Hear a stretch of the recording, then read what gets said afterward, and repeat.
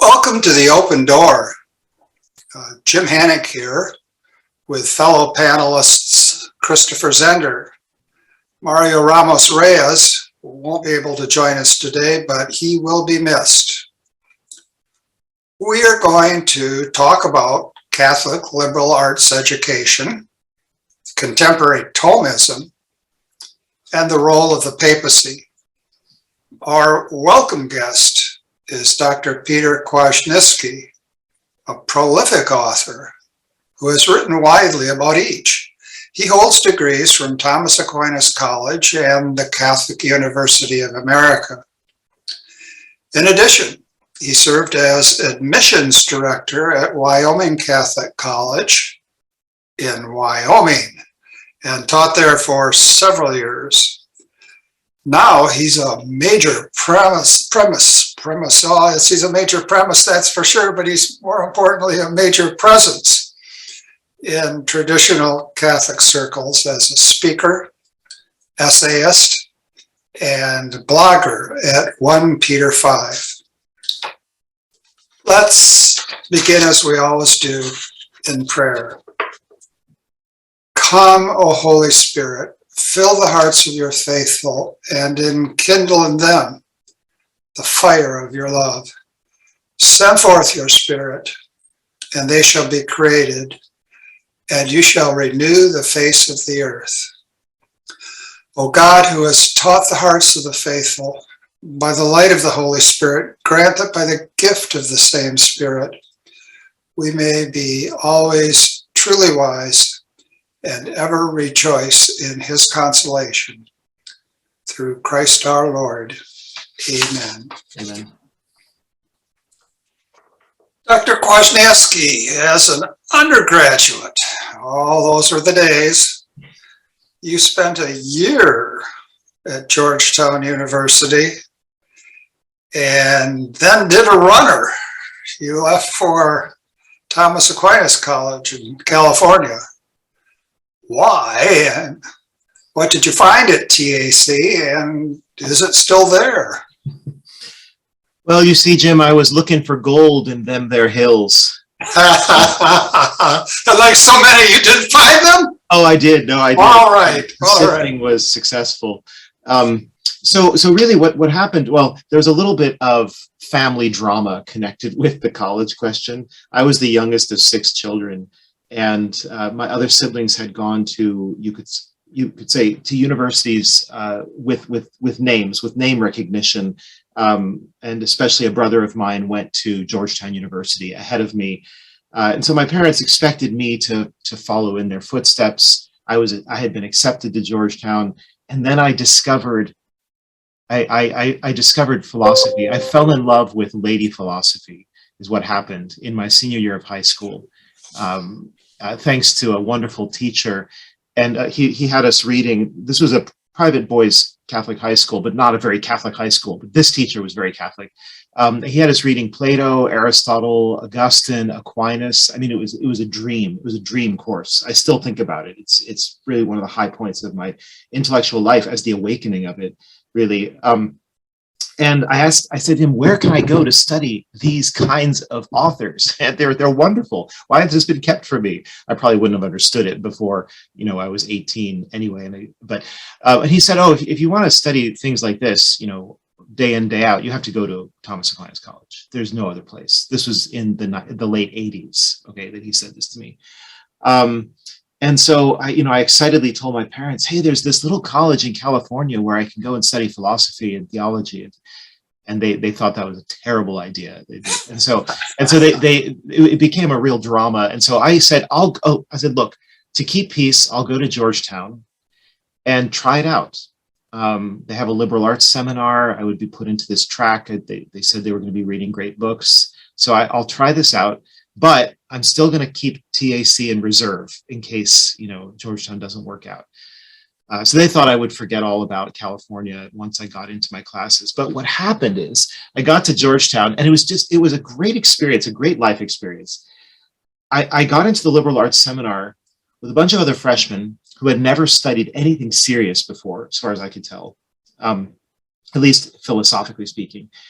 And they threw us into 18th and 19th century authors. They were having us read Kant, Hegel, Marx. I mean, it was so out of order. These students were completely confused. They had no idea what these modern philosophers were criticizing from the past, because all philosophers are in dialogue with one another, going all the way back to Socrates and the pre-Socratics.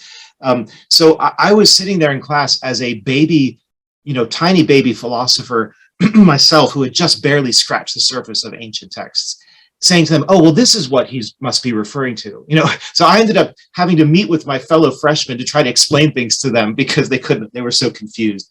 And I just, that was on the intellectual side, that made me realize Georgetown has no, at least for whatever reason, this liberal arts seminar has no coherence, no order.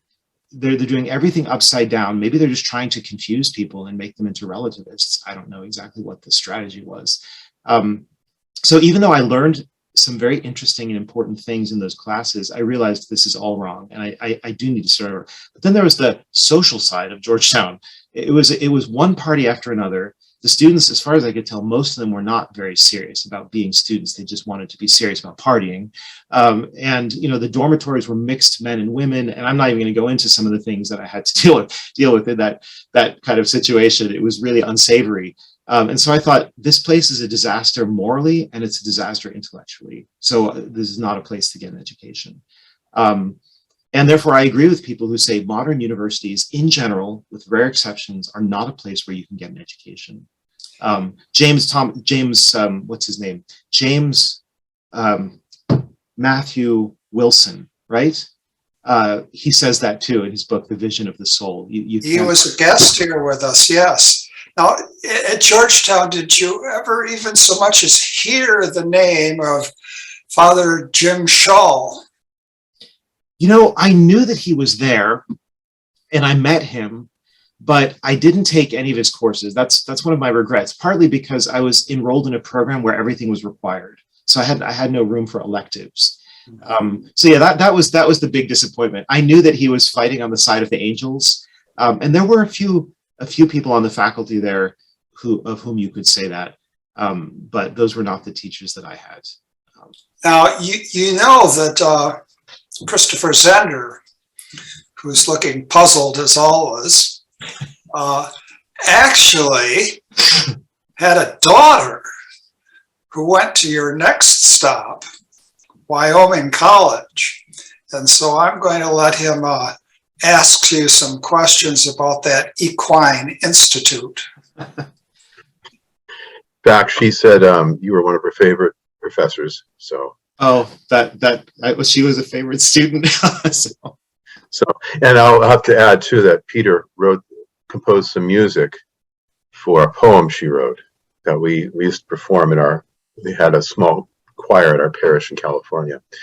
So there's a lot of connections here. Yeah, well, maybe you can tell us about Wyoming Catholic College. I know you're not there anymore. And how is it like TAC? How is it different? What are the? Yes, well, so there was a saying that went around for a while. I don't hear it so much anymore. Wyoming Catholic College is TAC with horses. Yeah. I think it's extremely superficial, as any kind of one-line saying is going to be, it's not really true. I guess the reason why somebody would put these two colleges immediately into the same category is that they are the only 4-year integrated great books liberal arts programs in the United States. They're the only ones.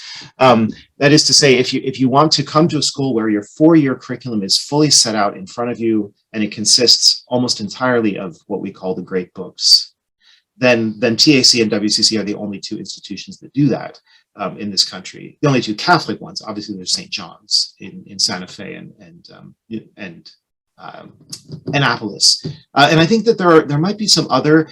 It seems like there are always other colleges that are in formation that are trying to do the same thing. So we'll have to see if those work out. St. Kateri is forming in New Mexico. It's supposed to be a great books program as well. And then I think there's some kind of university in Texas that's forming a kind of secular great books program. So certainly the idea is out there, but I think right now it's just those two. The main differences, I would say, are these. Thomas Aquinas College puts a lot of emphasis, I would even say, to an external point of view, an unusual amount of attention on mathematics and sciences, mathematics and natural sciences. So you have 8 semesters of each of those subjects. And it's very intense, very intensive.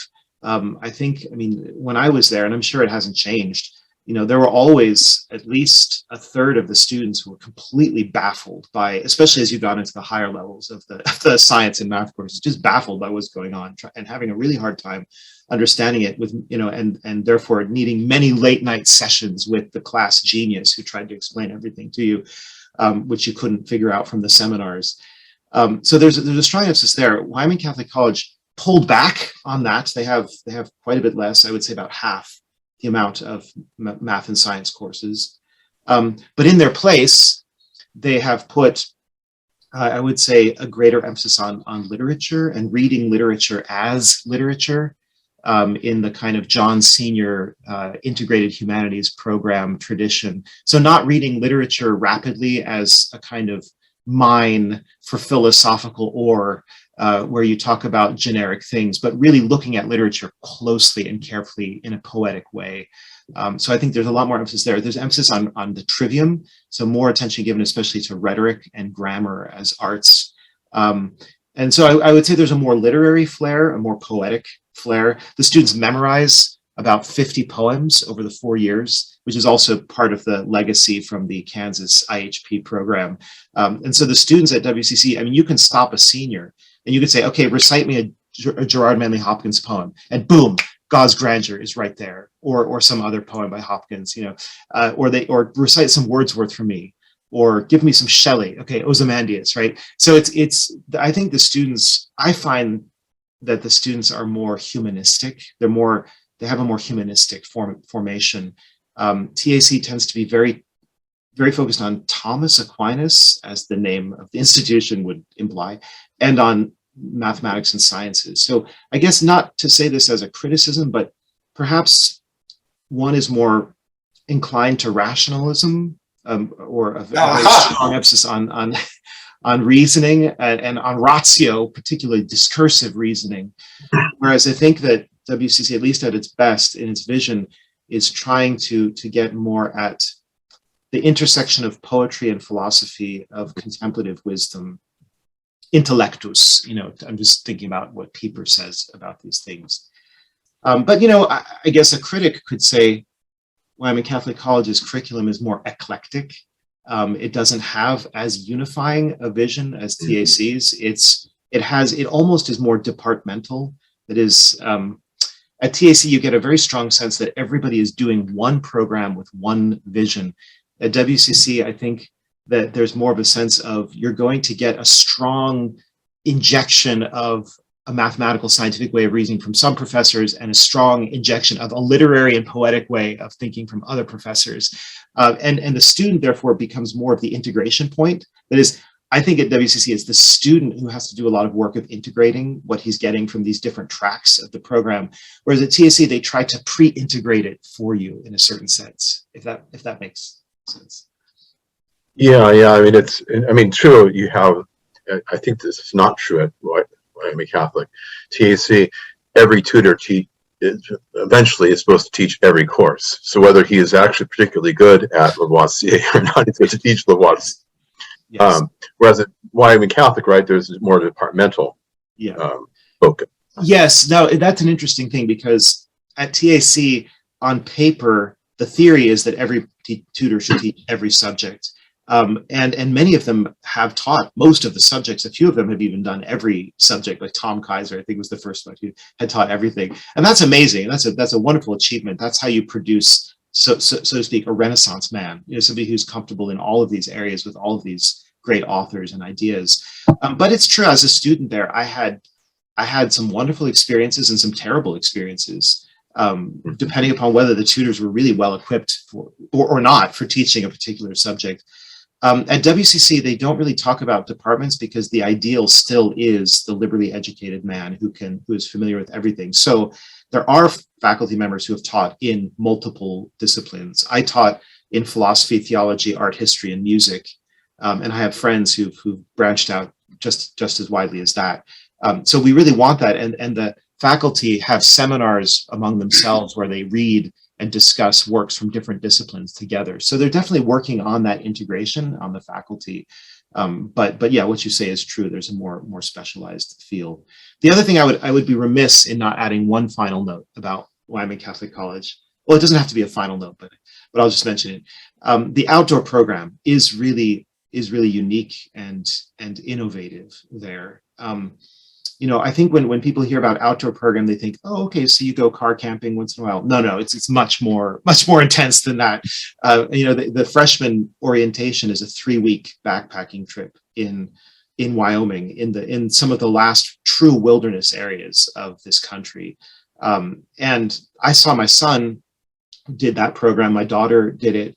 I have very close firsthand experience of the transformation that 3-week trip brings about in students. It has an incredible effect on them, both practically in terms of what they learn about their own abilities and their own limits and their need for help and how to get help and how to communicate and how to lead, because all the students have to take turns leading, but also on a speculative or a contemplative dimension, the Milky Way galaxy that they see at night, when they're out 50 miles away from any light bulb, they have these experiences that enable them, when they come to read Homer or Virgil or Dante, they have imaginative content that modern people just don't have anymore for the most part, right? And I mean, this is part of the John Senior vision, is give young people an encounter with reality before you sit down and read books that are talking about reality,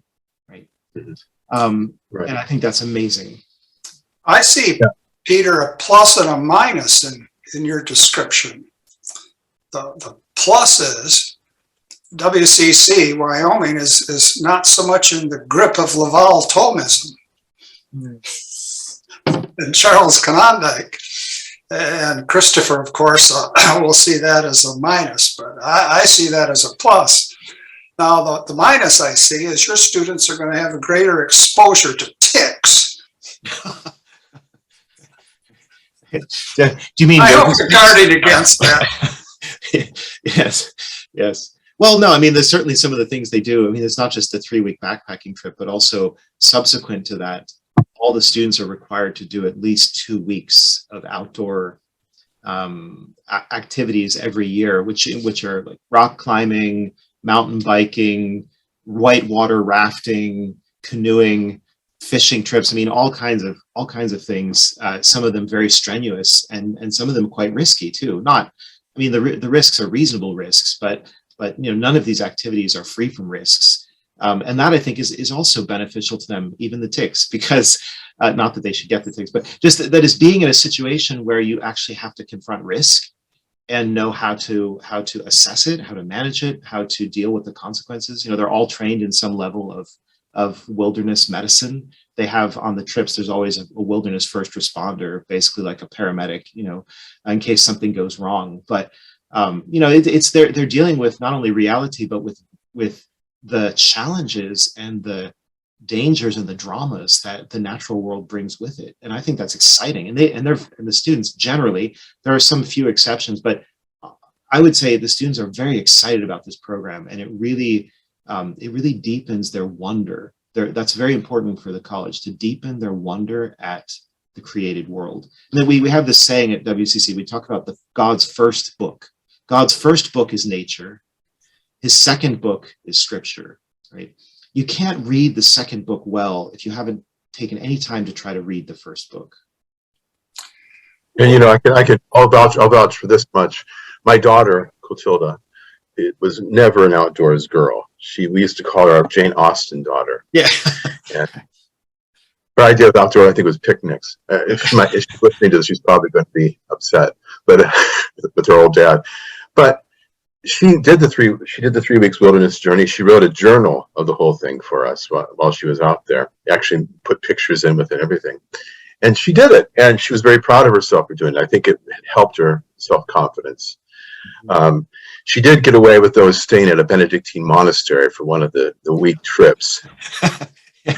She finagled that. She got permission for it. I think the president of the time was none too happy when he found out about it, but she got the permission. And so she and a few other girls went to a Benedictine monastery of sisters in northern Colorado.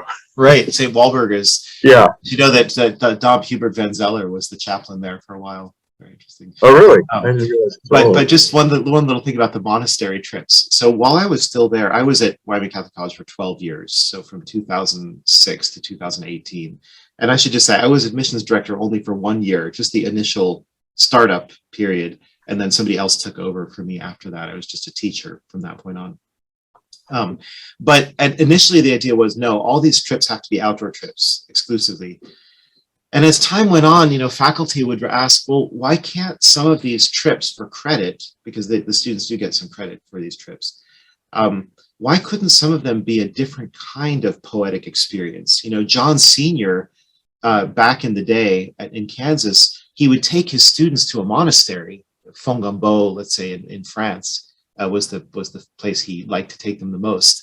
Let's take them to a monastery and let them experience some part of Catholic life that they haven't ever experienced before. That's also enriching. That's also part of forming people, forming Catholics. And so at a certain point, the college administration actually said, yes, the students are allowed to go on one, they call it like a vocational retreat. While they're at college, they can go on one of these, and that can count as their 1 week trip. So yeah, so maybe Chloe might have been in that group that kind of pioneered the idea. So we Zehners were pioneers. Yes. Now, our next stop is Poland. And even though, Peter, your own background is Irish, you brought in an eloquent way the message of liberal arts education to Poland. But Poland has suffered so much, and it's undergoing such a torrent of changes. How do you see the liberal arts tradition as strengthening Poland today? Mm-hmm. Yeah, thank you. It's a really good question. It was a neat experience to go over there last November. It turns out that a traditional Catholic friend of mine via the internet also works for the government and has some connection with the Department of Education, the federal Department of Education in Poland. And so when they were having this, they were putting together this conference on how do we revivify or even reintroduce liberal education into Poland. He said, you should get this Kwasniewski guy to come and talk about the American experience of liberal education. So they invited me, and I was the only speaker at this big conference in Warsaw. There were a few hundred people there who I was the only one who couldn't speak Polish. It was embarrassing. I felt like, dear old dad, why didn't you teach me any Polish? He could still speak some Polish. But anyway, so they had a translator for me, and I had to listen the whole time to everybody else being translated. So I'm sure I missed a lot of nuance, but in any case, they wanted to know, what was Thomas Aquinas College like? What was the program like? What did the graduates end up doing with their degree in liberal arts? And what was Wyoming Catholic College like? And so I tried the talk that's available online that you're referring to. I just go into a little bit about the history of the Great Books movement in this country, and then how beneficial this kind of education is for modern people who are living in a world that's so fragmented, so disintegrated, so scattered, and so lacking in focus. If you study an integrated program with all of the traditional disciplines, it forms you as the kind of person who can look at a particular question or problem and say, okay, I can understand some approaches that we can take to this problem. I can tell you what some resources might be for this problem. I know how to teach myself how to respond to this problem. It's basically an education in how to be a human being, and how to use your God-given reason, the most divine faculty in us. So I made this case there, and it was interesting that the reactions were very positive. I mean, there was a panel discussion, and everybody was saying, yes, we need this in Poland. All we have is basically vocational and professional training. I mean, Poland is no different from the rest of the world in that regard. You know, you decide very early on. Actually, it's different from America in this way, that, as you know, in Europe, a lot of the times young people are choosing their path in life when they're in high school. You know, they have various exams and they sort them out quite early on, you know, and these people are going to do trades, and these people are going to do more intellectual work, and these people, whatever.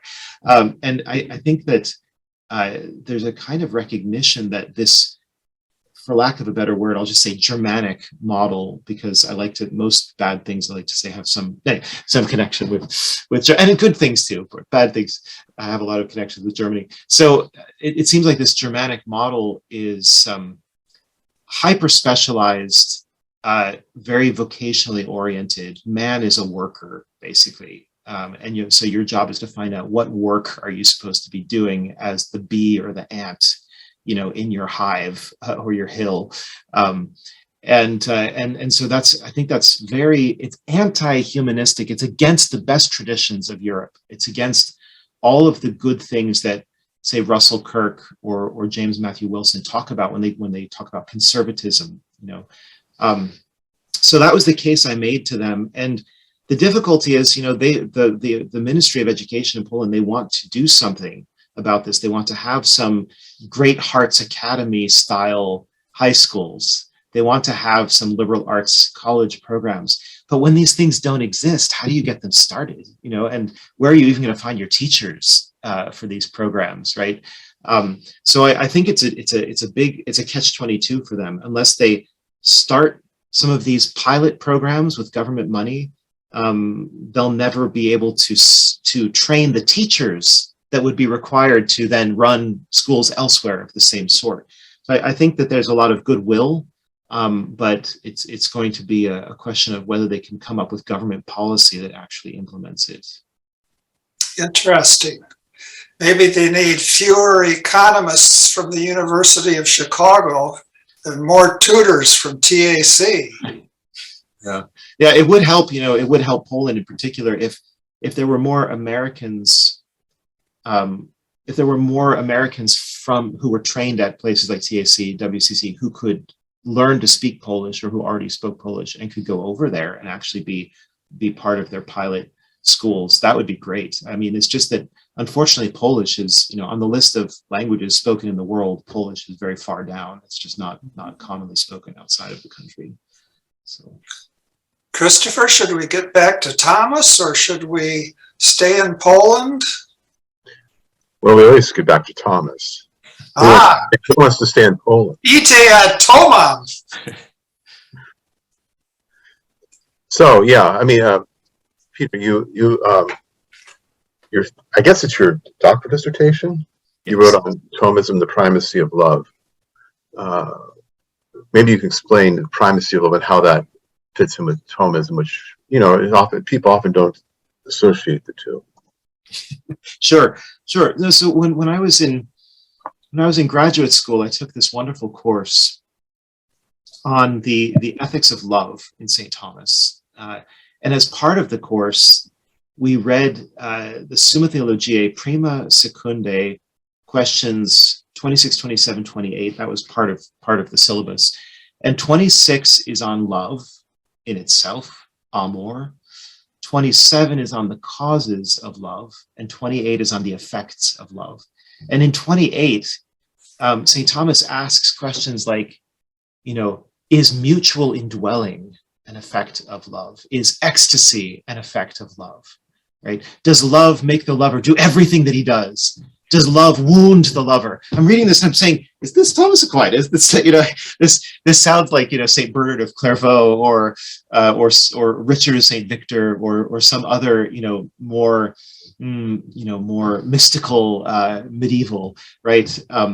And I was just fascinated by the content of these questions. I found them so rich, and so. I mean, of course, they're still in the scholastic style of St. Thomas, very sober and, you know, and reasoned out. But there was something sort of electrified about the content. It was sort of like glowing and you know, it seemed to have like a tremendous amount of energy that was just ready to burst out. And I was wondering, have people really delved into question 28 and especially the question of ecstasy in Aquinas? Very much. I mean, has anybody written about this? And I remember if somebody was saying, what are you going to write your doctorate on? And I said, well, I want to write on something in St. Thomas. Oh, you can't do that. Everything in St. Thomas has already been written about. You know, that's what I was told. So I began to look around and I discovered, apart from brief descriptions or mentions here and there, nobody had written a full-length study on ecstasy in Aquinas. And I began searching the databases and I found out, oh, so he talks about it in the Sentences commentary early on. He talks about it in scripture commentaries in the Summa. I mean, it's all over his works. It's not a major theme, but it's all over the place, right? So there's really something here that needs to be tracked down. And that's why I ended up doing my doctorate on that. And then many years later, it's almost painful to say how many years later, I took the dissertation, reworked it, and then finally published it as a book with Emmaus Academics. It's called The Ecstasy of Love and the Thought of Thomas Aquinas. So what is going on here? Well, ecstasy for Aquinas refers to the condition. It's psychological, it's spiritual, it's quasi-metaphysical, but the condition of standing outside of yourself, outside of your consciousness, outside of your self-love, in love for another, or in knowledge of another. So ecstasy can be both cognitive and appetitive or volitional. It can have to do with the order of knowing or the order of loving, willing. And Thomas describes the different ways in which love of the good, which is external to us, not identical to us, love of the good outside of us pulls us out of ourselves and does that, as I say, both in terms of our consciousness, where we're putting our mind, and also in terms of our actions, what we're acting for or acting toward. And I think what's wonderful is the way that Thomas explains that because God is man's good, he is the supreme good, he is the summum bonum, the infinite good, man by his very nature is ecstatic. That is to say, he's ordered by nature outside of himself to rest in another and to be carried out of himself into another. And that's also true, then that kind of ripples down throughout the order of creation, that man by himself is incapable of self-perfection. He relies on others, especially, let's say, on a spouse, on a friend. Children rely on their parents. Subjects rely on their rulers. I mean, there are all of these relationships where men are pulled out of themselves in love or in reverence towards another, or in care for another. It can be both inferior to superior, superior to inferior. And human perfection is very much bound up with this going out of oneself, either towards one above or towards one below. And it just seems to me that all this is very exciting intellectually. I mean, just to recognize that although Thomas prizes reason so much, and he prizes this idea of self-perfection, that his notion of reason and his notion of self-perfection are much broader and much more open than one might think initially. Doesn't the principle that the good is diffusive of itself play a key role here? Yes, it does. It does. Basically, I mean, the way I look at it is this, or the way Thomas looks at it is this: a being that is only good, and that's God. God alone is good, as Christ says. A being that is only good and needing nothing is only going to be in a position of largesse, of generosity, of ecstatic giving, right? And that's for Thomas, that's God. God is this sort of fountain of life and of being and of goodness. And therefore he even dares with Dionysius to attribute ecstasy to God. Right? God goes out of himself, as it were, in love for those whom he creates. And that's the bonum diffusivum sui, that is the good that pours itself out. Just because the good, almost you could say, almost by definition, the good is that which seeks to share itself. And we see this even in human life. When we have good news, we want to rush and tell somebody else about it, right? You know, if we're brought up well, and we're not selfish people, you know, when somebody gives us a candy bar, we want to share the candy bar with other people, right? So, I mean, and if you're in love with wisdom or with some kind of science, you want to become a teacher and tell other people about it and make them into scientists as well, or into lovers of wisdom. So the good is diffusive of itself. When you're dealing with creatures, however, they have not only a wealth of goodness in them, but they also have exigency, neediness, poverty. And in fact, that's more fundamental to the constitution of a creature, is its neediness, because everything comes from God. Everything's made ex nihilo. So we're kind of hovering between nothingness and being, and God is holding us in being. So we're very needy creatures, and we need food and drink and air, you know, and we need, you know, we need laughter, and we need reason, and we need meaning, right? So we're very needy beings, and it's this structure of wealth and neediness that makes ecstasy possible, right? I would think, Christopher, that this dynamic animates a lot of the literature that you work with. Literature I work with? Not quite sure. That you write and read and teach. Oh. Yeah, I mean, I think what Peter says is true about the desire to share what you know, in particular. That's what motivates people who want to write, I think. I mean, fame and that sort of thing do often do, but I guess that's, you know, that's a perversion of that. Mm-hmm. Yeah, the desire to share what one has learned, to share what the fruits of one's imagination. It's not satisfying just to do it for oneself. One could write a book just for oneself, just for the joy of writing a book, but there's always going to be a sense of disappointment if no one else reads it. Yes, yes. Well, Wittgenstein famously argued against the very possibility of a private language. Well, language is necessarily something that's shared. And without the forms of life in which we share, we could never come to have a language. So there's that communitarian dimension of it. Gosh, now, I mentioned this in an email, I think, to Peter. There's a Thomist who had, in a way, I think, a kind of ecstatic personality, Father Lawrence Duan. I can remember on one occasion, a Dominican, watching him, but participating in the hours as sung by the Dominicans. And he would throw his whole body into it. And afterwards I said to him, I said, gee, you were really deeply involved in all of that. And he looked at me and he said, well, I should be, it's my job. Yes. Could you tell us a little bit about Father Duan? Father Duan, what a wonderful man. God bless him, and may he rest in peace. Yeah, so Father Duan was one of the most important influences on me intellectually. He was a professor I had at Catholic University of America in grad school from 1994 to 1998. And I was so fortunate to come at that moment. I mean, I don't say this to denigrate Father Monsignor John Whipple, who is the sort of the doyen and the you know the great Thomist at Catholic University of America. But it so happened that he was serving as provost of the university, and he couldn't teach in the philosophy school.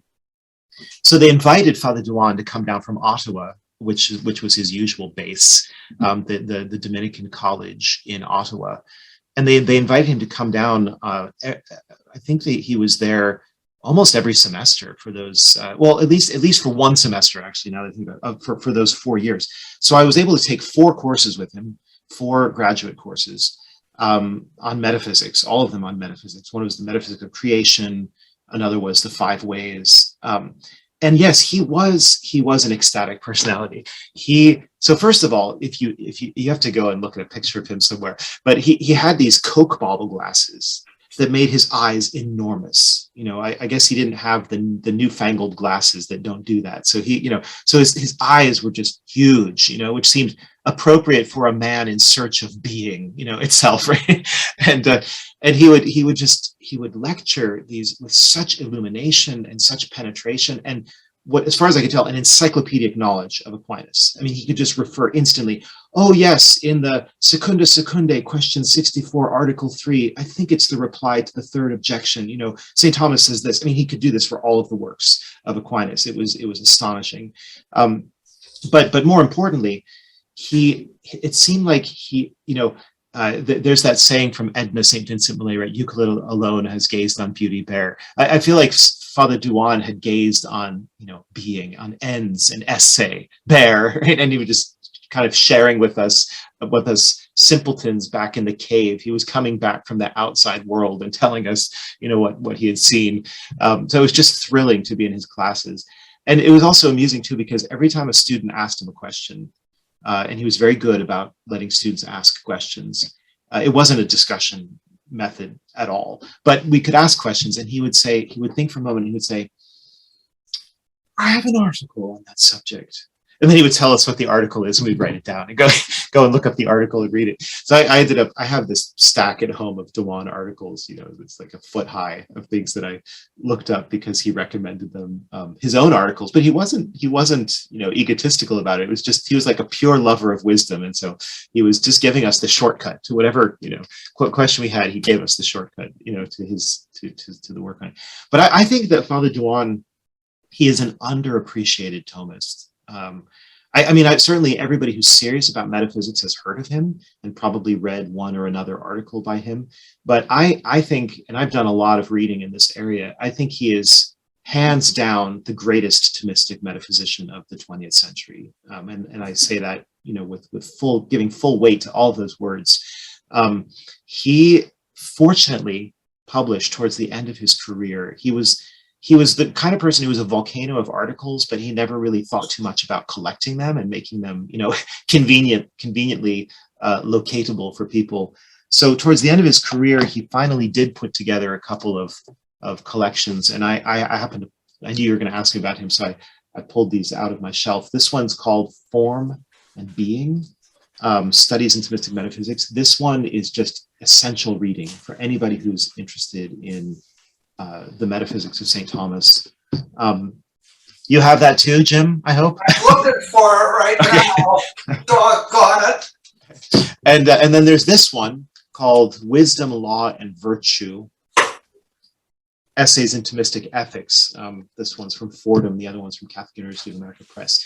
I bet my cover looks a lot like your cover. This one is just masterful. For example, there's an essay in here where Father Dewan explains how, for St. Thomas, the whole moral life it's not about, you know, being moral in a Kantian way, doing your duty. It's not about just obeying the commandments of God, though that's there, of course. It's not about, you know, feeling good about yourself or whatever. It's about equipping yourself for the contemplation of wisdom. That's what it's about. And he makes it very clear that this is St. Thomas's understanding as well. In a certain sense, morality for human beings is ancillary to the real point of what our life is about. I mean, being moral is inherently good. I'm not saying it's an instrumental good, but what you're trying to do is to clear obstacles from your life and the lives of your friends, because this is a communitarian endeavor, so that you can seek God in knowledge, in prayer, you know, in appreciation, in leisure, basically. If you're not a moral person, if you're caught up in various vices, then it clouds and obstructs your path heavenward, your path Godward. I think it's just so important to see that. I mean, Servet Pincares talks about this, and there are other people who talk about this as well, but I think Father Dewan does an especially good job with that theme. So we could say that the moral life, from a certain perspective, is a life of development, a development that opens the way to contemplation, and contemplation is participation in a life that is forever developing. We have God as, after all, pure act. So there's a consummate development there. which, by way of easy and natural transition, as one of my teachers used to say, leads us to the question of the development of doctrine. And that takes us into some territory that's much under dispute today. I wonder, Christopher, do you want to turn to that page in our discussion, or do you want to linger where we are? Well, might as well turn. I think we've said we can't, not that we can say everything we can about Thomism. But yeah, the whole idea of development of doctrine, we've discussed that on the show quite a bit. So maybe more in particular, the role of the church, the role of the papacy in particular, in guarding that development of the doctrine. You have a book called The Road from Hyper-Papalism to Catholicism. And in some of what you've written, I've seen you tend to disparage the term ultramontane, which historically has been at least a mark of orthodoxy. Maybe you can explain what you mean by hyper-papalism and what's wrong with ultramontanism. Mm-hmm. Sure. Yeah, no, I think, it's good. I feel as if, I'm always trying to learn from people who object to me. And so I feel that I've learned from Roberto de Mattei, who's a friend of mine, and also Jose Ureta, whom I only know by correspondence. They both objected to me a while ago when I was using the term ultramontanist in a pejorative sense. And they said, look, the historical origins of that term, it's a more neutral term. It's even a favorable term in some sense. You shouldn't use it that way. And so I've been gravitating towards the term hyperpapalism, or even just papalism, because the ism there has a slightly pejorative sound to it, in order to just say, look, I don't want to get bogged down in the historical moment of the 19th century ultramontanists. I want to talk about a more general phenomenon that's developed out of it as an exaggeration of it, as a kind of almost a hypertrophic version of ultramontanism. And so that's why I've come up with this other term, which I think the unusualness of the term hyperpapalism, makes people stop and think, what exactly is going on here? What do we mean by this? But the ultramontanes, in the 19th century, Vatican, really, this is a question that's connected with Vatican I, and what some people call the spirit of Vatican I, because there is a spirit of Vatican I, just like there's a spirit of Vatican II. And at the time, in 1869, 1870, you have revolutionary ideology in Europe, anti-clerical, anti-Catholic, anti-papal, and that's just spreading everywhere through the Western world. It had been spreading, and it was still spreading and causing huge amounts of damage. And the popes, from Gregory the 16th onwards, Gregory the 16th, Pius the 9th, Leo the 13th. These were popes who were fundamentally anti-revolutionary, counter-revolutionary, anti-liberalism. All you have to do is read their encyclicals to see this: the Syllabus of Errors, Immortali Dei, etc. Mirari Vos. And so the papacy at that time was the great defender of Catholicism, of Catholic orthodoxy, of Catholic tradition, of European heritage, right? So if you're going to defend the faith, you have to rally to the throne of Peter. You have to exalt the authority of the Pope, and you have to do just what the Pope says. That's the key to theoretical and practical unity among Catholics, confronting the ravages of modernity. Okay, so that's the view. That's the ultramontane view. It has a lot to be said for it in its historical context, right? The one thing that the ultramontanes didn't seem to have taken seriously enough, they had a very lofty, almost Platonic notion of the papacy, that the Pope would always be a valiant upholder of orthodoxy and faith and morals. Unquestionable. There's no question that that's the case. And so it could never be harmful to augment the authority of the papacy, or to bestow upon it, or to consider that it has, in a sense, an absolute monarchical authority over everything in the church. That could never be harmful, right? And there were already some voices like Newman, John Henry Newman, most famously, who were saying, I don't know if it's such a good idea to say to a man, even be he the Pope, that he has absolute authority over everything in the Catholic Church, right? What if we don't have a Pius IX on the throne? What if we have an anti-Pius IX on the throne? Is that possible? Well, it's hard to see that there's anything in Revelation or in the tradition of the Church that would prevent you from having a renegade Pope.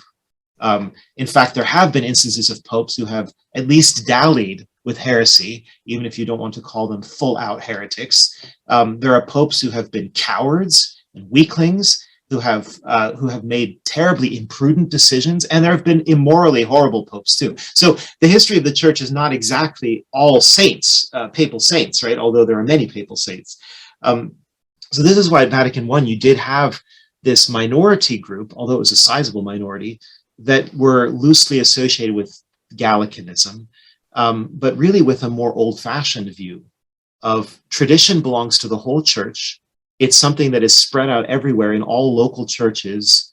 There's a kind of intense focus of unity on the chair of Peter. The role of the chair of Peter is a role of unity.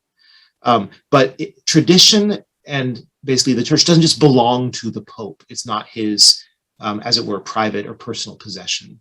And so that was the minority wanted to bring out against the Ultramontanists that the Church is a collective and communal enterprise that God has entrusted with the truth, and the papacy has a role in it, but a role with limits. Does that make sense? I know I'm saying a lot here. But... Yeah, it makes sense. I'm not sure. I know the minority. I mean, we did have at Vatican when you had some rather extreme ultramontanists, if you want to call them, who wanted to say every utterance of the Pope, basically every encyclical was infallible. You had that group.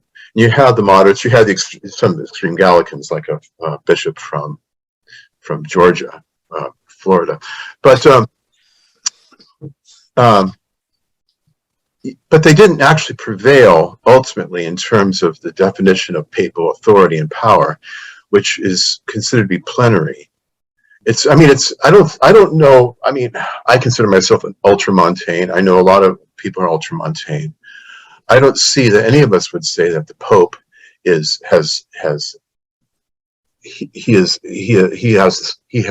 the only role in the Church, but that he does have a definitive role and a role, and a monarchical governing role in the Church. And I think that's fairly clear from Vatican I. It's clear from Vatican II as well. And it seems to be clear from what I can see in history of the whole tendency of the papal office from at least Leo I onwards. Yes. So exactly. So if you define well, let me just say, the way you're using the term ultramontane to describe essentially a moderate form of it is fine. And that's why I don't want to get hung up on the term ultramontanism. What I think we have to recognize is that the Vatican I definition was limited and focused. It's a kind of laser-like definition, certainly as far as dogmatic infallibility is concerned. The Pope's extraordinary magisterium is delimited in very careful terms, as you know. The Pope, and Gasser, Vincent Gasser in his Relatio just spends pages clarifying that, if the Pope is going to define something as a matter of faith and morals, he has to make it very clear that that's what he's doing. He has to use the language that clearly shows what he's doing. He has to bind people to it. And that's been understood, and certainly in history has been accompanied by anathematizing those who don't adhere to it. So it's a very serious deal when the Pope defines something. And so if we really want to talk about definitive papal teaching, we need to speak modestly about that. But then there's also universal ordinary magisterium. That is what the Church, what all the bishops, including the Pope, have taught over the ages. I think something like the ban on contraception would be a perfect example of that. There isn't an infallible decree from a Pope that says de fide, contraception is immoral, against the law of God. But there is a unanimous general ordinary teaching about this, which has been ratified by many popes. You might say the popes have given voice to this universal teaching, definitive voice to it. And so that's why as Catholics, we accept that. We shouldn't dare question that. But there are certainly realms of prudential governance. There are realms of disciplinary matters. There are areas where the Pope certainly does have authority, but his decisions shouldn't be seen as infallible in those areas, unquestionable. Right. So, and that's really where, like with something like liturgical discussions, which are so prominent in the church nowadays, it seems as if we're dealing with an area where everybody knows that popes can make mistakes. And where I think a very good argument can be made that the current pope is making huge mistakes, and very damaging ones. So you're right. I mean, it's in that case the notion that the pope sometimes infallibility takes on the cast of impeccability, people's minds, or what I like to call retroactive infallibility. Once a man becomes pope, everything he's written before is somehow has authority, right? Yes. And it's not helped by practices of even our past two pontiffs. In particular, I'm thinking Benedict XVI writing a book when he's pope, right? Write a book as a theologian while he's pope. People become confused as to what's authority is. There's been a lot of unclarity, and there's been exaggerations, terrible exaggerations. I guess what I would put it like this: it seems to me that the healthy Catholic attitude is not to say about any given question, I don't know what to think, and the church doesn't really know what to think, but the Pope knows what to think, and we're going to ask, and we're going to look at what he says, and what the current Pope says about X, Y, and Z is what I'm going to hold about X, Y, and Z, as if there's no other source of information or knowledge about what Catholicism consists in, and that seems, and it's not a caricature, because people like Massimo Fagioli and Austin Ivory, there are people out there with prominent social media platforms who are promoting this kind of limitless ultramontanism, or, basically Pope Francis is like the Delphic oracle, and he's God on earth, and whatever he says, we all have to bow to it. I mean, that seems to be profoundly un-Catholic. Let me take a test case, if I could be a Batinsky, reflecting my Polish background. You've been critical, Peter, of Francis's position on capital punishment. And you haven't been alone by any means in criticizing that view that he proposes. But I think much of the tradition with respect to capital punishment among theologians in the Catholic Church has been Thomistic. Has been Thomistic. Yes. In a way that perhaps reflects hyper-Thomism.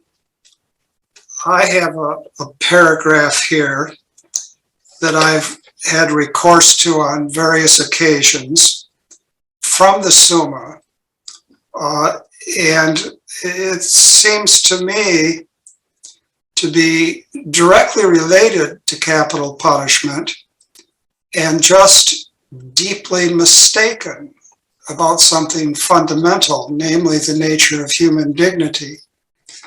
And let me take a couple minutes to read this paragraph. As I say, it's from the Summa. Thomas says, "By sinning, man departs from the order of reason," to which I say amen. But now here's what follows. "And therefore falls away from human dignity. Insofar as a man is naturally free and exists for his own sake, and falls somehow into the slavery of the beasts, so that he may be disposed of according to what is useful to others." What's that? So that he may be disposed of according to what is useful to others. Therefore, although it be evil in itself to kill a man who preserves his human dignity, nevertheless, to kill a man who is a sinner can be good, just as it can be good to kill a beast. For an evil man is worse than a beast. Mm-hmm. Now, it seems to me that that kind of reasoning, whether in the foreground or in the background, has led to what until recent decades was the dominant position with regard to capital punishment. And so we also have this view that the criminal, someone guilty of capital crime, is like a gangrenous limb, literally rotten, and can be cut away for the good of the person who was not rotten. But in fact, I think the deeper teaching within Christianity has always been that each and every one of us is made in the image and likeness of God. And each and every one of us is capax Dei. We are capable of a union with God. And in light of this, I think someone like Germain Grisey, who spoke of the need for a consistent ethics of life, was very much on target in arguing that we ought to think through to the deepest foundations of our position on capital punishment. And we should think through all the way back to, let's say, Genesis and Cain and Abel. Cain thought that he would be an apt object in the eyes of others to be destroyed. And God chose a different course altogether. The mark of Cain, well, yes, this person should be marked, but this person ought not to be destroyed. And nonetheless, what we have in the development of the Mosaic laws, every manner of offense could justify capital punishment. So we have the woman taken in adultery who's about to be stoned. Well, that was just wrong. And I think we could see as a legitimate development of doctrine that there's something wrong, apart from cases of direct self-defense, in which case the intention is always to stop the aggressor, not to kill the aggressor, although the aggressor might very well be killed. The intention is to stop the aggressor. Apart from cases of self-defense, we ought to think very, very carefully about what we take to be the ultimate grounds of human dignity. And in light of that careful thinking, we ought to now turn against capital punishment, even as parallel in the course of the development of Catholic thought, starting with St. Paul and Onesimus. There's something about being a human being that renders one inviolable, and it takes us a long time to figure out what a violation would be. I think if St. Paul were here today, he wouldn't send the trafficked person back to the owner and tell him, gee, you can do better than this. What he would do is try to figure out a way to restrict that kind of relationship from the get-go. Mm-hmm. So I know there's a lot going on here, and as I said before we started, we can always go a little bit over. And so I'm going to give you, Peter, I'm going to give you 1 minute. Yes. To respond to that. I'll give you as much as you need within reasonable grounds. Yeah, that's like anyway, it reminds you of Raymond Arroyo. When I'm on his show, he always wants me to say everything in 30 seconds, which is rather difficult to do. Well, when you run for governor, as I have, sound bites are extremely important. Yeah, exactly. I'm terrible at the sound bites. Anyway, no, you've made a very eloquent case for sure. You talked about the need for deep thinking. Unfortunately, we almost never find deep thinking in what Pope Francis says about things like this. I'm sorry to say that, but it's a fact. He hasn't really helped to make his case for against capital punishment. I mean, obviously, you won't be surprised to hear that I disagree with you. I'm always surprised when people disagree with me. Almost completely on this question. I would never put slavery and capital punishment in the same category at all. But I think there are several things you brought up that I want to address.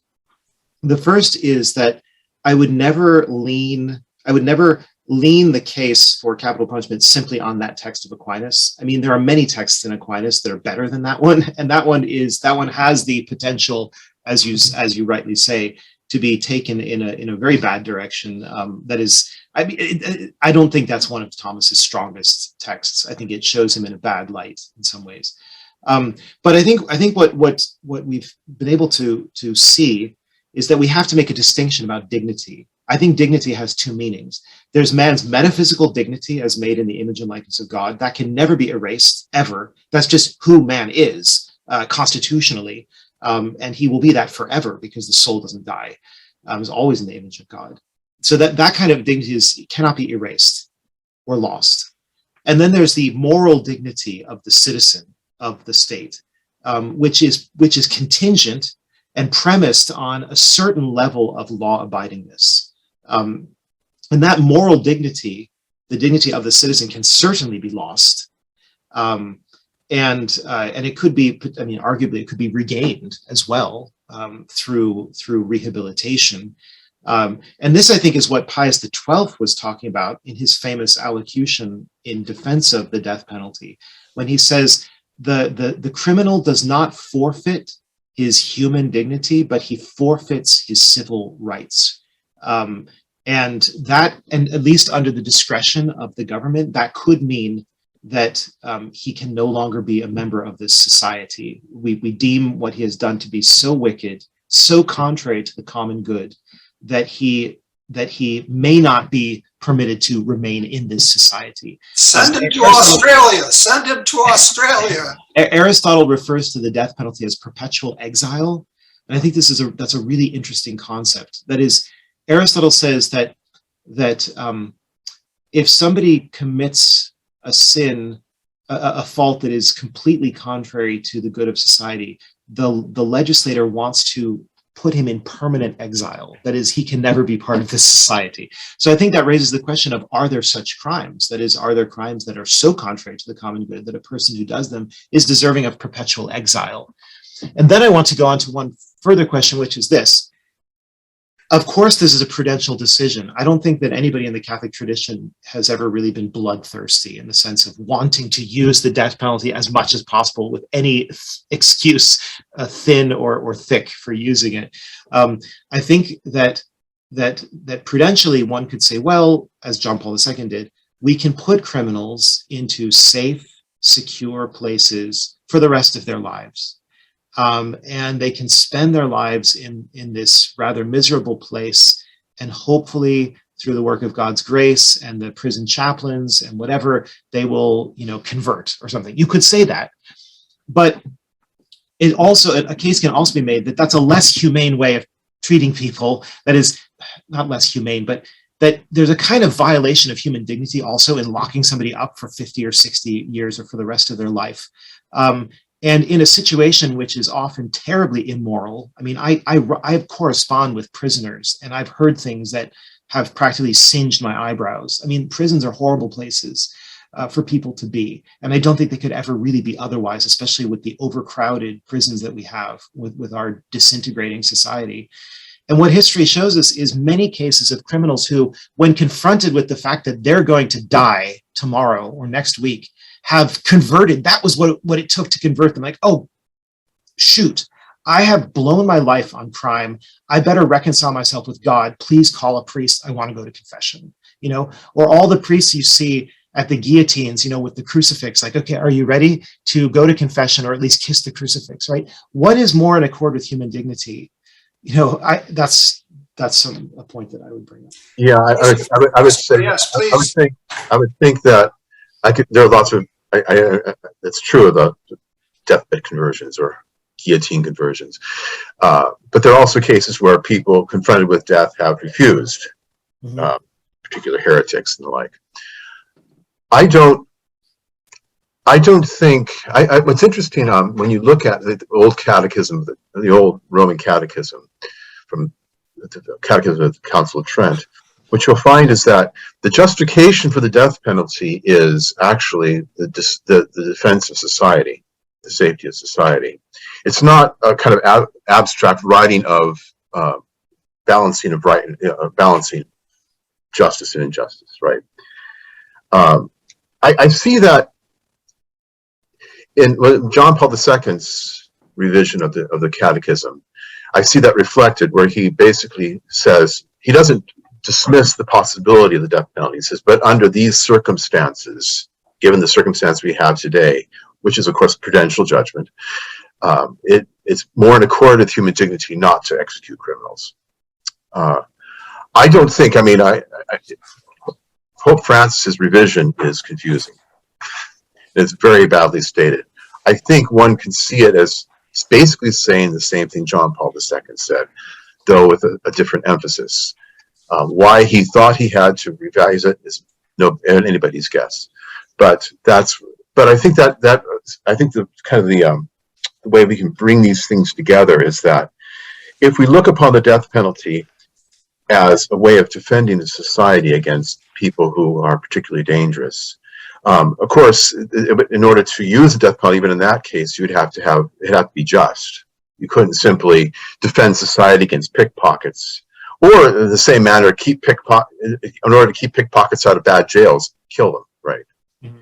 It has to be based on justice. But if we look upon it as a defense of society, I can see where the development of these notions makes sense, but that in a way that is not contrary to tradition.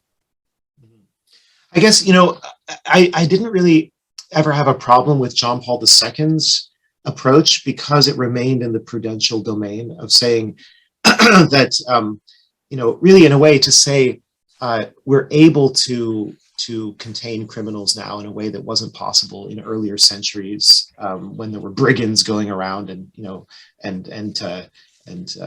confronting stagecoaches or whatever. So we're able to deal with this problem, and it's more consistent with the way modern people think. That even to me is a prudential argument, because modern people might not necessarily be thinking as clearly as they could, but it might still be a better idea not to, in a sense, fly in the face of conventional wisdom, at least if it's not inherently wrong. But the problem I have with Pope Francis is that in his catechism revision, he has one footnote, and the footnote is to his own speech and nothing else, because there is no other source. It's the magisterium of me, is what I call it. And when you go to that speech, which is a pretty low-level document as far as magisterial teaching is concerned, at least as far as the genre of it, he says there that the death penalty is per se contrary to the gospel and to human dignity. Now, that is what First Things magazine, when they published an open letter that was signed by, 70 people or something, saying, "Dear Holy Father, please rescind this change." That's what they were objecting to, is the claim that the Catholic tradition, and I would say Scripture too, because I think Scripture's witness on this is certainly, at very least, ambivalent. It's not simply anti-capital punishment. I think it's more favorable to it than against it.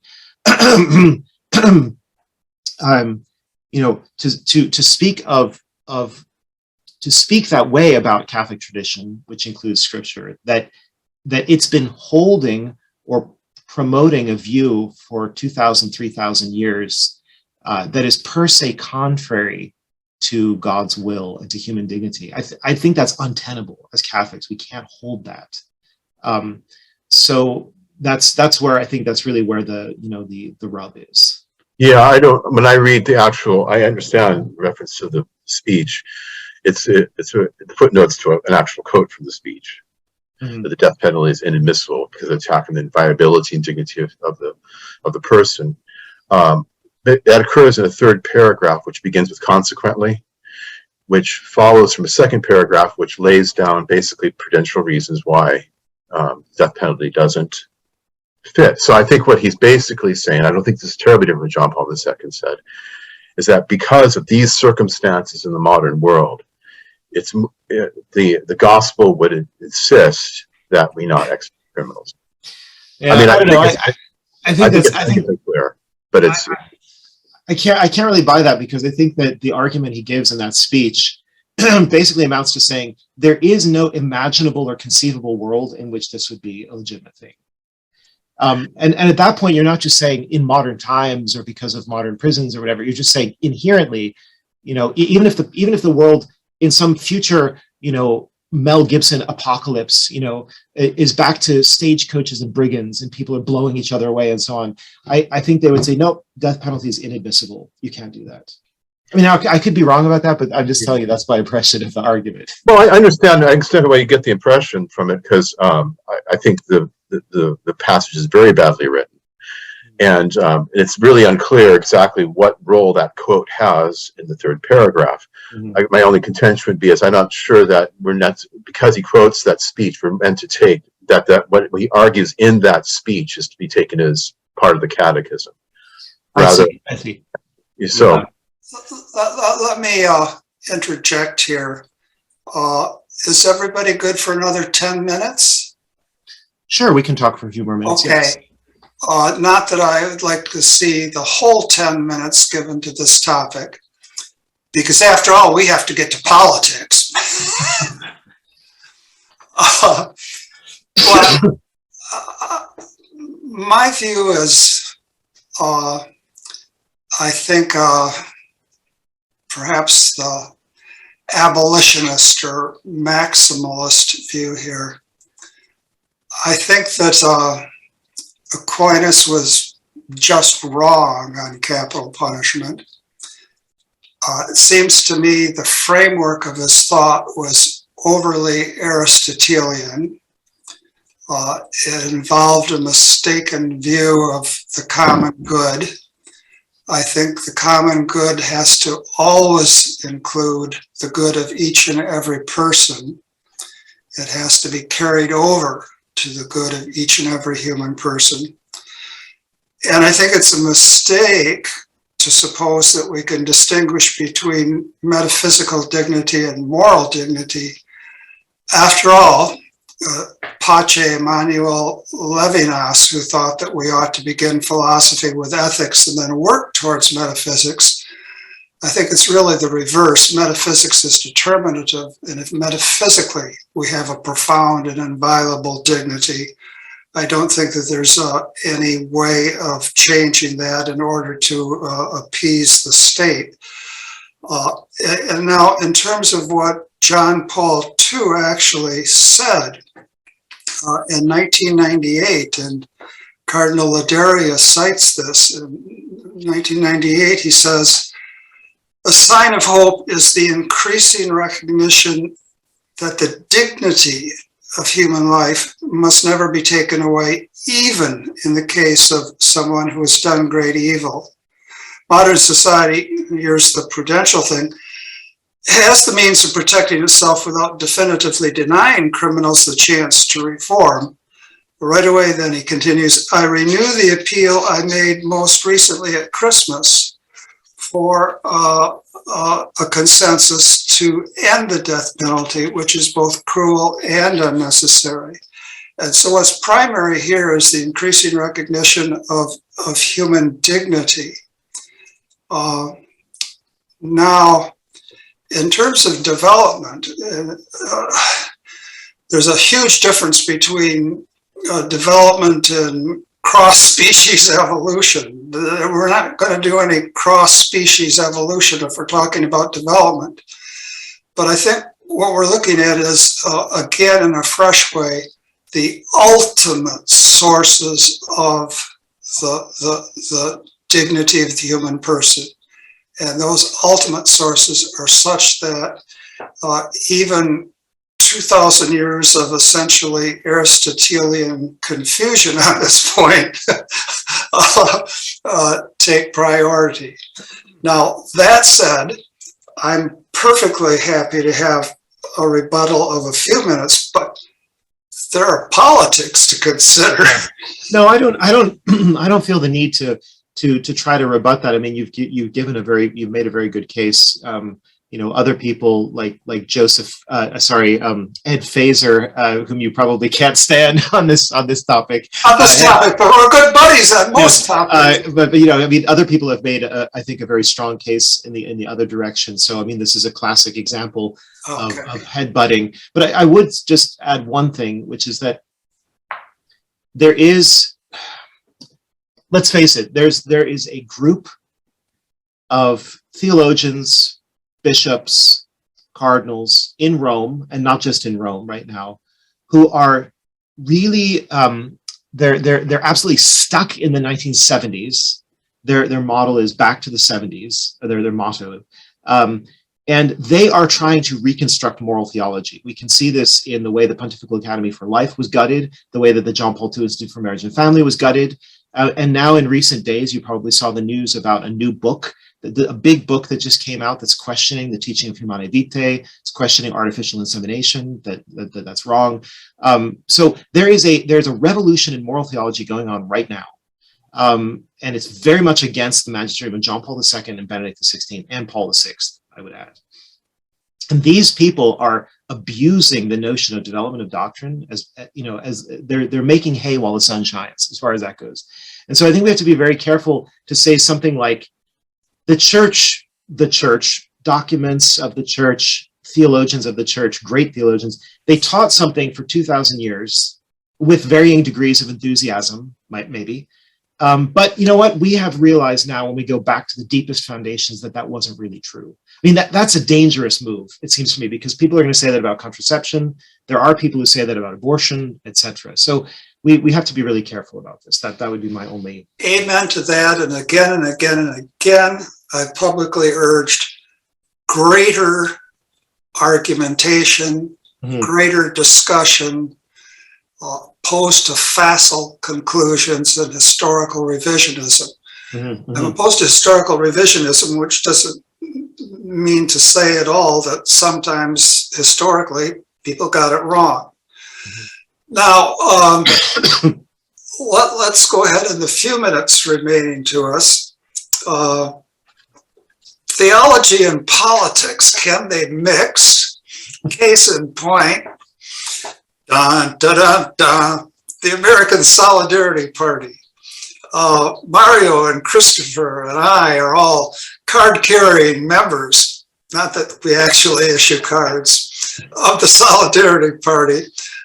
Do you think we're bonkers, or do you think there's something there, or you haven't had a chance to look us up yet? No, I don't know your platform, if I can use that horrible expression well. Obviously, knowing the people who are involved, I have a sense of what you would be. I'm sure that you think favorably, for example, about distributist principles. Oh, yes, yeah. So, and I mean, I'm a huge advocate of distributism, and I've been friends with Thomas Stork for decades, and so I'm very familiar with. Another member. And so, I mean, I have said for decades that one of the faults of Americans in general is that the first thing they ask is the question, can it be done, and not, is it true? And so, I mean, our pragmatism and our activism, which can get a lot of good things done, and often much more than happens in Western Europe with its socialist, statist tendencies. Nevertheless, there's a handicap to being pragmatic and activist in that sense. And that is that people say, well, look, we just have to work with the structures we have, structures of sin. Okay, but that's what we've got. We have to work with those. So you have to be either Republican or Democrat, and that's the only thing. And it seems to me that this is a sort of defeatist way of thinking. It's a way that puts action in front of truth, kind of like in Goethe's Faust, not in the beginning was the word, but in the beginning was the deed, right? And I think that's really erroneous, and we can see that it's erroneous in the history of America, because we have had evolution in historical parties, just not recently, So I certainly would hold out the hope that maybe as the Democratic Party just becomes more and more savagely irrational. I mean, I don't know how else to put it, but the Democratic Party seems to me to be just becoming a party of radical individual rights of any sort whatsoever, which will extend to transgenderism and transhumanism and who knows what else. I think that the Democratic Party is in a process of decomposition right now. And the Republican Party is also in a process of decomposition because now you have, I mean, James Matthew Wilson is really good about this, pointing out the difference between economic conservatives and philosophical conservatives, you know, or however you want to phrase that. And so you've got now so-called Republicans who are in favor of gay marriage or something. What is that? You know, that makes no sense whatsoever, right? So maybe, I guess we can hope that these parties will just kind of blow themselves up somehow, and that would make room for something like the Solidarity Party. That's great. That's great. Christopher. Well, yeah, I don't hold a lot of hope that the Solidarity Party is going to win any election time soon. Not even in California with their stellar gubernatorial candidate. Even though fewer people voted, we got more votes in the second try. Really? Yes, we got 3,000 more votes, even though the percentage of the registered voters who voted was cut in half. Maybe more. That just isolated the crazy people more, I think. But I entertained that hypothesis myself. No, I mean we are. I mean the whole society is breaking down. It's not just the parties, and we're collapsing on all sides. So it's not surprising the parties are going the same way, and the Republicans generally, in some ways, many ways, follow where the Democrats lead. So who knows? Later on, there might be transgenderism, more advocacy for transgender than the Republican Party than there already is. But yeah, it's but part of it. I mean, it's a cultural problem. Ultimately, what we face is we're a deracinated people. We have our whole economic, our whole social order has torn us up by the roots, and that's been a problem in the United States for a long, long time. And one could argue way back to the early part of the 19th century. We're torn up from our roots. We have no relation to any revelation which is higher than reason, and now reason means just scientific thought at best, and we entertain ourselves to death. So, you know, my thought with the political party, like American Solidarity Parties, it's important to get out certain ideas, and one of the ways you can do that in the United States is by having a political party. But ultimately, what we need to do, and what the church needs to do, is we have to have evangelization again. We have real evangelization, not just, I don't know what evangelization means today half the time. It means having real evangelization. Yeah, I guess. Our diocese is talking about evangelization. We have a pretty good diocese, but it's very clear exactly what they mean by that. But it's going to be reconversion, really. It's going to be reconversion. Mm-hmm. And the church has to become serious about that. But then the church has to become serious about a whole lot of things before that as well. Yes. And we need to be as serious as ever about the gospel of our Lord Jesus Christ. And we always end with the gospel for the day. This is a very short gospel from Matthew. At that time, Jesus exclaimed, "I give praise to you, Father, Lord of heaven and earth, for although you have hidden these things from the wise and the learned, you have revealed them to the childlike. Yes, Father, such has been your gracious will. All things have been handed over to me by my Father. No one knows the Son except the Father, and no one knows the Father except the Son, and anyone to whom the Son wishes to reveal him. Come, Lord Jesus, come." Thank you so much, Peter, for joining us. Thank you, Jim and Christopher. It was most enjoyable. Thank you. All right. Yeah, enjoyable. God bless, and sorry to have stolen a half an hour extra of time. Oh, Not a You problem. know, follow the argument where it goes, even if it goes on and on. Indeed, indeed. Take care. Thank you. Yeah, God bless.